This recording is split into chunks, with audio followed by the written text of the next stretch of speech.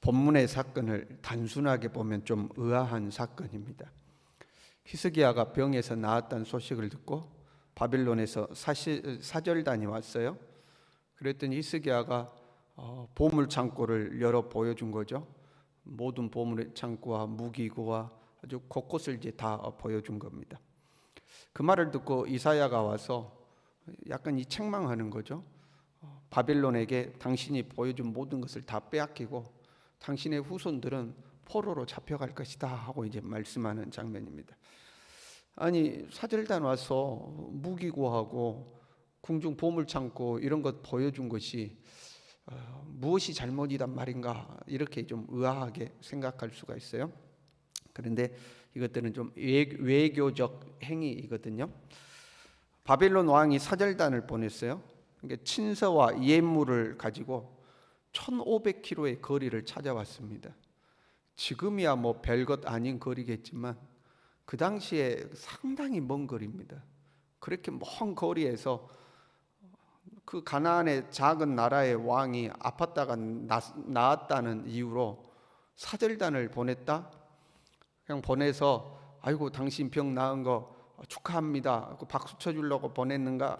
이제 절대 그런 것이 아니죠. 그 사절단 손에 들려온 친서 안에, 편지 안에 그 목적이 기록되어 있겠죠. 무슨 내용이 이제 적어져 있는 겁니다. 이 본문의 사건은 36장, 37장, 그러니까 아수르가 예루살렘을 포위하는 그 사건 이전에 있었던 일들이죠. 지금 이 바벨론이 아수르를 반역하고 있는 시기입니다. 왕이 바뀌는 틈을 타서 주변 국가들이 반역한다고 그랬잖아요. 아수르 왕이 바뀌는 틈을 타서 바벨론도 이 아수르를 이제 반역하고 있는 겁니다. 나중에야 바벨론이 아수르도 정복하고 바벨론이 큰 나라가 제국이 되지만 지금에는 바벨론이 아수르를 이길 정도는 못 됩니다. 오히려 아수르 왕이 바벨론을 견제하게 해서 상당히 바벨론을 괴롭히고 있는 이제 그런 시기죠. 그러니까 이 바벨론의 입장에 있어서는 한 명이라도, 한 나라라도 더 자기의 반역에 동참하기를 원하고 있는 이제 그런 때입니다. 그런데 가나안의 나라들과 더 나아가서 애굽까지 자기의 반역에 동참해주고 자기 편이 되어준다면 바벨론의 입장에서는 힘을 얻게 되는 그런 경우죠. 그 목적을 가지고 지금 사절단을 보낸 겁니다. 아마 친서에는 그런 내용들이 적혀 있었을 것입니다. 아수르를 반역하는데 우리 힘을 합하자, 뭐 이제 이런 내용들이 적혀 있었겠죠. 이제 그러한 어떤 외교적 행위로서 사절단이 지금 온 거거든요. 그걸 보고 이사야가 물어보죠. 이렇게 물어봐요. 그 사람들이 무슨 말을 하였으며 어디서 왕에게 왔나이까? 어디서 왔는지 몰라서 묻는 말이 아니죠. 그렇잖아요. 외교를 위해서 사절단이 오면 어디서 왔다 하는 것이 뭐 궁궐 근처에는 금방 소문나는 거 아닙니까? 몰라서 묻는 게 아닙니다. 어디서 왔습니까? 저 사람들이 어디서 왔습니까? 하고 묻는 것은 이런 경우로 생각해 보면 되죠. 저희 집에 어려운 문제가 생겼다고 생각해 봐요. 곤란한 문제가 생겨서 누군가 도움이 필요해요. 그런데 저희 아내가 아무개가 있는데 그 아무개면 충분히 우리를 도울 수 있을 것 같다고 그래요. 근데 제가 그 아무개가 돕는 게 싫어요. 도움받는 거 싫어요. 그 사람은 싫다고 그렇게 이야기를 했어요. 그래서 제가 예출하고 집에 와보니까 아니 근데 그 아무개가 집에 와가지고 뭔 일을 하고 있는 거예요. 그럼 제가 화가 나겠죠. 그럼 뭐라고 그래요? 저 사람 누구야? 이제 이런 묻죠. 그죠? 저 사람 뭐 하는 사람이야? 하고 화가 나서 이야기하지 않겠어요? 그럼 저 사람 누군지 몰라서 묻는 게 아니죠. 그 말은 저 사람이 와 있는 게 마음에 안 든다, 이제 이런 의미잖아요. 저 사람 누구야 하는 거죠. 지금 그런 뉘앙스입니다. 저 사람들 어디에서 왔습니까? 이사야가 몰라서 묻는 게 아니고 지금 저 사람들이 왔을 때에 히스기야가 행한 어떤 그 일들이 마음에 안 들어서 묻는 거예요. 저 사람들은 어디에서 왔습니까? 그 사람들이 무슨 말을 했습니까? 하고 이제 묻는 거죠. 그랬더니 히스기야가 이렇게 대답해요.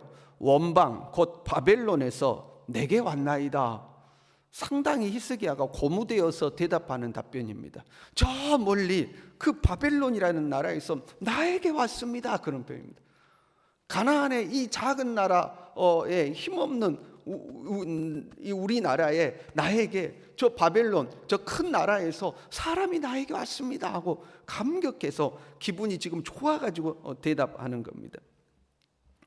그리고 히스기야가 묻는 그 첫 번째 질문, 무슨 말을 하였습니까? 하는 이 질문에는 슬그머니 대답을 안 합니다. 히스기야는 저 사람들이 무슨 목적으로 왕에게 왔나이까 하고 이제 물어보는 거거든요. 그런데 히스기야는 저 멀리 이 바벨론에서 나에게 왔습니다, 나에게 하고 이제 이야기를 하고 있는 거죠. 그래서 이사야가 다시 물어봐요. 그들이 무엇을 보았나이까? 그는 진짜로 우리나라 와서 뭐 보고 갔습니까? 그런 표면적 의미가 아닙니다. 외교적 질문이거든요. 무엇을 보았나이까? 여러분, 집에 반갑지 않는 손님이 왔어요. 반갑지 않는 손님이 오면 그냥 형식적으로 인사하고 형식적으로 손님 맞이하고 빨리 가기를 바라고 있다가 이제 빨리 보내는 거죠.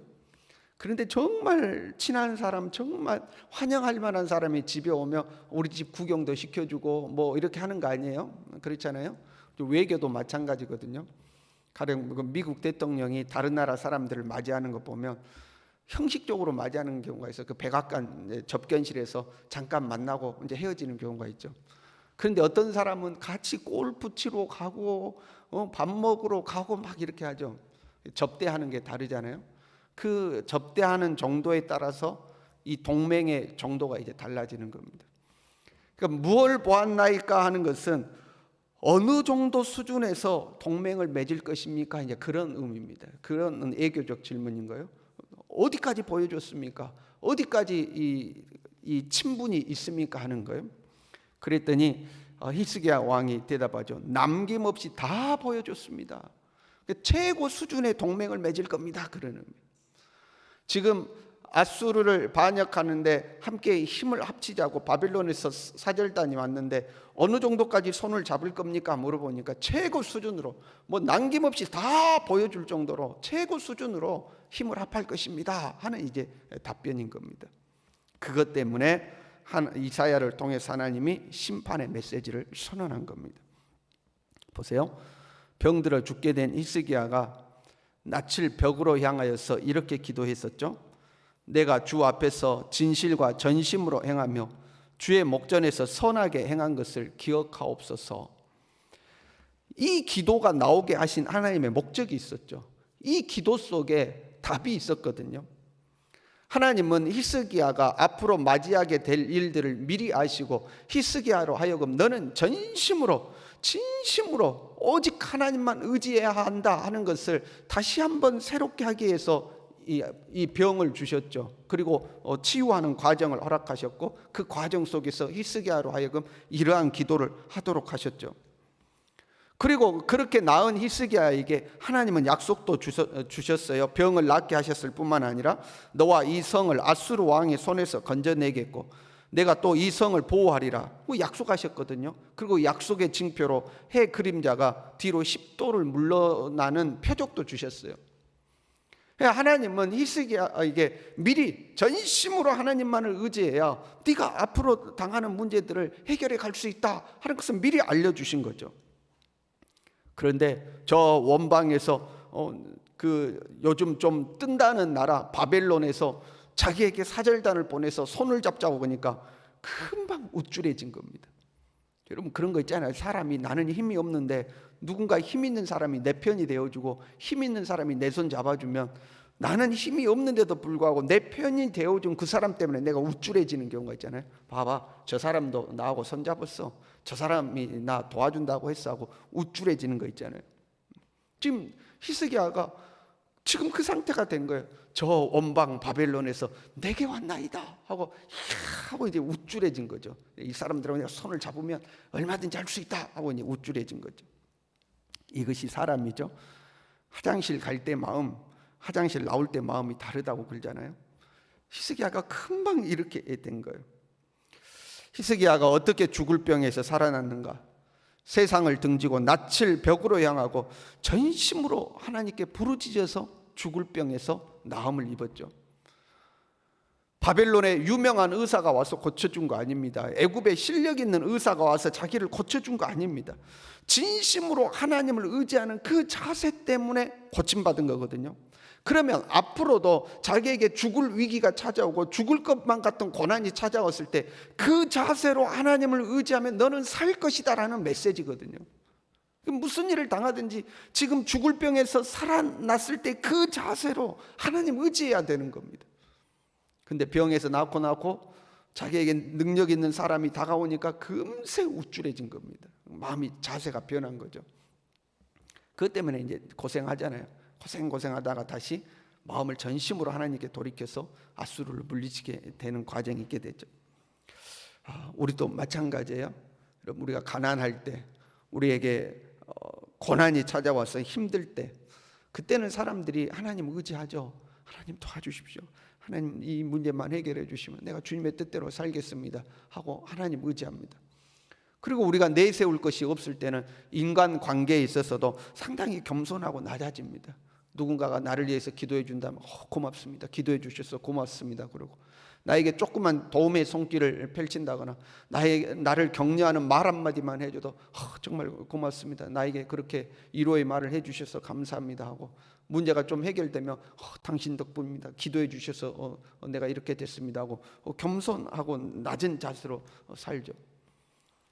그렇게 하나님 의지하고 겸손하고 낮은 자세로 살다가 하나님이 그 모습을 보고 우리를 축복하시고 우리에게 문제를 해결해 주시고 우리의 형편이 좋아졌어요. 그러면 어떤 자세로 살아야 돼요? 이제 내가 가난하고 고난 중에 있고 힘없을 때 그 자세로 내가 계속해서 살아야 하는 거예요.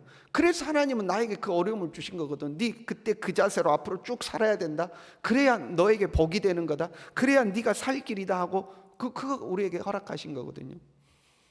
근데 우리는 어떻게 되죠? 내가 좀 문제에서 벗어났습니다. 물질적으로 풍요로워졌습니다. 세상에서 지위도 좀 높아졌습니다. 그러면 하나님 의지하는 것도 시큰둥해지죠. 그리고 인간관계에 있어서도 사람에 대한 감사도 없어지기 쉽고요. 그 어려운 시절 나를 도와주고 내가 어울렸던 사람들하고도 거리를 두고 싶어 합니다. 이제는 내가 레벨이 좀 달라진 거죠. 내가 좀 수준이 높아졌으니까 수준 높은 사람들하고 좀 이렇게 어울리고 싶고, 힘없고 내가 가난하고 그럴 때 어울린 사람들하고는 좀 거리도 좀 두고 싶고, 그 사람들이 좀 부담스럽고 그런 거죠. 혹시 나한테 도와달라고 그럴까? 뭐 이제 이런 마음이 먼저 드는 거죠. 사람이 바뀌는 겁니다. 히스기야가 꼭 그런 모습이고 우리 안에도 그런 모습이 있는 거죠. 우리 새벽이지만 같이 한번 해볼까요? 변치 말자, 변치 말자, 변치 말자. 변하지 않아야 돼. 변하지 않아야 돼. 내가 하나님 앞에서 복 받을 만한 사람의 자세였던 그 자세, 그게 바뀌지 않아야 됩니다. 높은 자리에 오르든 낮은 자리에 오르든 풍요롭든 풍요롭지 못하든 항상 주님 앞에 동일한 마음과 자세로 살아가는 우리 모두 될 수 있기를 바랍니다. 기도하겠습니다.